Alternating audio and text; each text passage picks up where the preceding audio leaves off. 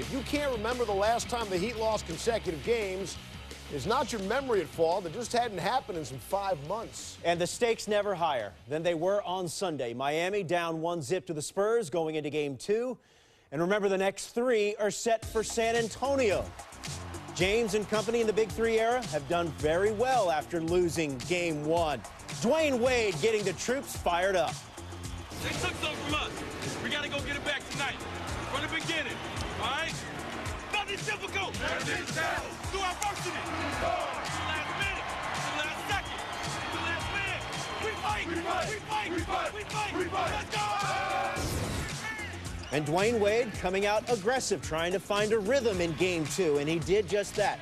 10 points, all in the first half, didn't score in the second half. Meantime, Danny Green came out on fire. The Heat give him so much room for activities. Big 3 there, and then a 3 there. 4 threes in the first half. Tony Parker against LeBron James. James checking Parker a couple of instances in Game 2. Watch the SportsCenter scope. LeBron James goes under the screen. Parker counters with the jumper. Then James gets caught up on the pick and roll, and Parker is there putting it on the deck. San Antonio up 1. Offensively, James was more facilitator in the first half, although he did have some decent looks. Kawhi Leonard, man, one-on-one, he has done a pretty decent job against James defensively. Here, Danny Green checks him, and James back rims the jumper. LeBron James, 2 of 7, 4 points in the first half. He does find Wade, but Magic Johnson says it's okay. Everybody calm down on that. LeBron James is okay. Miami Heat are up 5. Now in the second half, he can't play like he did in the first half. He must be aggressive because he can't rely on Dwayne Wade and Chris Bosh and the role players to win this game against the Spurs. Now he can be aggressive. On to the third quarter. Oh, yeah, LeBron came out attacking. Here in transition, fouled by Green. LeBron clearly tried to be more aggressive. Later, here's Wade, blocked inside by Thiago Splitter. That would go the other way later in this highlight. Spurs go the other way. Here's Green. Anybody want to stick a hand in his face? A few minutes later, LeBron seals inside. Green, the block. LeBron off the backboard. No editing required. We go the other way. Green's going to put it on the floor, beat LeBron along the baseline, and get the lay-in. And with 3:11 left in the third quarter, key substitutions for both teams. Danny Green replaced by Kawhi Leonard. Wade would be replaced by Ray Allen. Chris Bosh would be replaced by Bird or Chris Anderson. With those 3 players out of the game, LeBron and the Heat role players, they take over. Mario Chalmers finds LeBron. And then LeBron, look at this kick out to Mike Miller. Bam. Mario Chalmers driving. Floater in the lane. Heat by 10 after 3. And that would grow.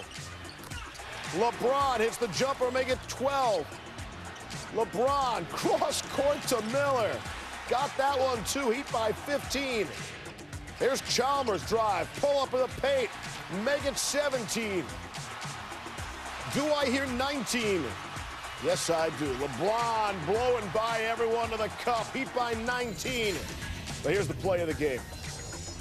Signature moment, if you will. Parker to Splitter inside for the slam. No! LeBron comes over for the huge block. Check it again. When they say all ball, people, this is all ball. Basically, I told myself either you'll end up on SportsCenter one way or the other. You're either gonna get dunked on or you're gonna get a block. So luckily, I was on the good side of the top 10 and not so top 10. Good promo for Friday. Yeah. Watch it again, LeBron. He reverse posterizing. Getting Splitter on the block. So naughty. Fired up, the emotion taken over. The Heat come the other way. LeBron or Ray Allen. We've seen this act before. Then off the Spurs turnover. Miller ahead. to LeBron. Bam, you knew something exciting would happen there. Heat are going to win 103-84. And you know what? It wasn't that close. The NBA Finals all even in a game apiece. Since the 2-3-2 format began in 1985, the Game 3 winner of a tied NBA Finals series goes on to win the series more than 92% of the time. And again, next 3 in San Antonio, starting with Game 3, Tuesday night, 9 Eastern, ABC and ESPN Radio. LeBron James had 17 points, tied for the second fewest of his playoff career in a victory. Offensively, it was a struggle for me. Couldn't make a shot, missed layups, some things that I'm accustomed to making. So, I just wanted to try to make some plays to try to help our team. And I was able to protect the rim on that one.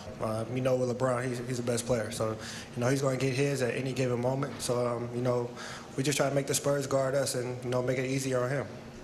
This series probably is defined by all the little things. LeBron couldn't get into a rhythm early on, and other guys stepped up. I will continue to find my shooters if they're open. And I will continue to try to put pressure on their defense. If I draw 2, I'll find my shooters. And, I got confidence they're going to knock them down. And they did that tonight. Well, the Heat have responded well to losses this postseason. That's an understatement. After their 5 losses, they won by double digits and then some in each of the next games. Remember, they bounced back against the Bulls. Won that game by 37. Sunday, no exception, as they won by 19 after leading by more than 20 for much of the fourth quarter. Now it's Manu Ginobili and the Spurs' turn to try to bounce back on their home court. We had a poor game. In the second half, they just run us over. We didn't move the ball at all. Their pressure really got us on our heels. And offensively, they just, run, they penetrated, they kick it, they did everything they wanted. Defensively, obviously, we can make some adjustments and do some stuff better. The role players definitely hurt us tonight. They play good, and turnovers is the biggest thing, and it starts with me. Credit to them, first of all. We didn't play well. We didn't shoot well. I know I played awfully, but whatever it may be, they responded better than us. So hopefully we can look forward to this Game 3 and regain some of our composure. Entering Game 2 of the NBA Finals, Tony Parker had just 3 games where he was negative on the plus-minus rating. Those 3 games were against the Warriors, and they ended up to a negative 27. Minus 27, sounds like Melrose. That negative 27 was a number that he matched in Game 2 alone. It is tied for the 4th worst rating he's had in a single game in his playoff career. You heard Tim Duncan talk about his performance. 3 of 13 shooting, 23% from the floor shooting in his 24 games playing in the NBA Finals. That's the worst shooting finals game of his career. Well, the San Antonio Spurs, with the loss, they fall to 7-2 on the road this postseason. But as we said, they're home for the next 3. Let's send it back to Miami and the Countdown crew. Welcome back to Miami for our continuing coverage of the NBA Finals. Get that out of here! That's what LeBron James said to Thiago Splitter as he gummed that shot toward the end of a 33-5 run that dramatically changed the game for Miami in Game 2. Magic, what in the world impressed you most? There were so many things in that run, that nuclear run. What stood out to you? The great Miami defense. Well, let's look at it like this. Tim Duncan, only 9 points, 3 for 13. You got Tony Parker, never got into the game, only scoring 13 points, 5 for 14 from the field. It was definitely the Miami Heat defense. And then Mario Chalmers, you like what you saw, Jalen, from him? I did. And the Heat have a slogan called pace in space, where they want LeBron James and or Dwayne Wade to attack and make their shooters better. Dwayne Wade wasn't in that run, but they were 5 for 5 from the three-point line. As you mentioned, the action with Mario Chalmers and LeBron James forced the defense to react. Then you saw Mike Miller, Ray Allen knocking down open threes, and before you know it, the Miami Heat were playing their basketball.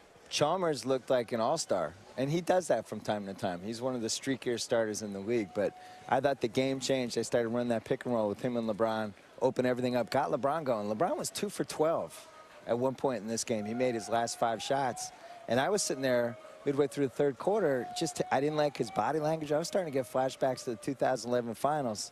Boom. turn on the switch. This team's had an on-off button all year. This is a good example of it tonight. When they want to be, they're the best team in the league. Here's one thing we don't have to talk about anymore. How much LeBron James has to score. Stop. 18 points in game 1. Okay, it was a loss. 17 points in game 2. They win the game. LeBron James cannot just impact the game any way he wants. He can dominate it any way he wants. And I don't care if he only had, 7 assists. That's what the box says. You know what he had? It's like a hockey assist. He controlled the game and setting up his teammates where he wanted them to play from. Mike Miller wouldn't have scored 9 points. Ray Allen wouldn't have scored 13 points if it wasn't for LeBron commanding double team and then him kicking it out. Chalmers wouldn't have had a big game because he's the one setting that pick for Chalmers to get in the lane and score, Jalen. But you know, the Spurs feel good on the plane headed home. They know that Parker and Duncan struggled. Danny Green was 6 for 6 on the floor. He made 5 threes. You got quality minutes from Neal. They got the split on the roll. I think this is going to be a long series. I like the way the Spurs played. They didn't make shots. They started turning the ball over. Couldn't like those turnovers. The crowd got into it. Lots of turnovers. Hated the turnovers, but I liked all the shots they took. They were right in the game. It was 62-61.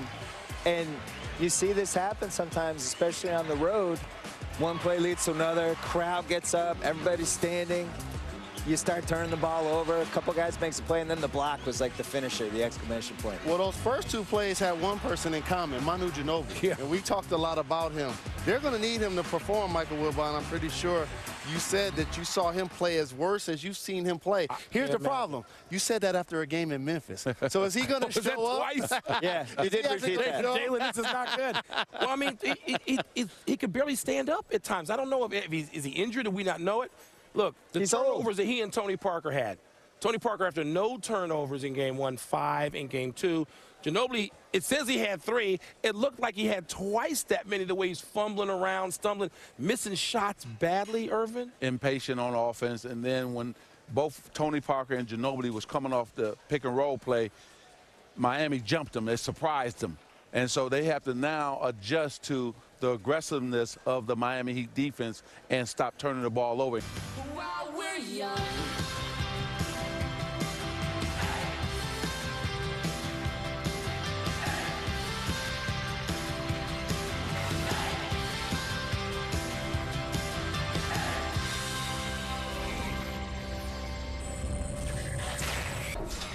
For 3 quarters, the best player on the planet could not find his rhythm. He seemed tentative in the post, waiting for the double team to arrive. He missed 10 of his first 13 shots and even failed to convert in the open floor. He was inefficient, but still invaluable. There's a reason he's a 4-time MVP. In games like tonight, when he isn't as efficient as he normally is, he still controlled the game, which just speaks to how good he is. It was not until the 4th quarter when LeBron James finally came alive. When 6'11" Thiago Splitter wound up to deliver a tomahawk slam, LeBron met him at the rim, sending the shot and the series back to Texas, even at a game apiece. Just wanted to make an impact in some way. Basically, I told myself either you'll end up on SportsCenter one way or the other. You're either gonna get dunked on or you're gonna get a block. So luckily, I was on the good side of the top 10 and not so top 10. I mean, that's just perfect, for you to get a block. And it was just in the middle of our run. And from there, Bray hit a 3, for LeBron pass. So that was an awesome sequence. It was classic LeBron. On a night when he couldn't buy a hoop until the outcome was in doubt, James brought down the house with one of the most spectacular blocks of his career. Something for the Spurs to remember him by as the series shifts to San Antonio. In Miami, Mark Schwartz, ESPN. Here's how LeBron's game broke down the first 3 quarters against that great 4th quarter. In his first 34 minutes, LeBron was 3 for 13 shooting, tallied just 8 points. But in the 4th, he didn't miss, scored 9 points to lead his squad to blowout victory. These are the games you guys are going to be just absolutely drooling for 20, 25 years from now. I'm talking about a tough play. Loose balls, offensive rebounds, tipped balls. It's going to be the little things. Okay, listen. The shot fakes, the rebounds, the loose balls. That's for the title. In front of our home fans to play for each other for a night like this to get this win. It'll be gratifying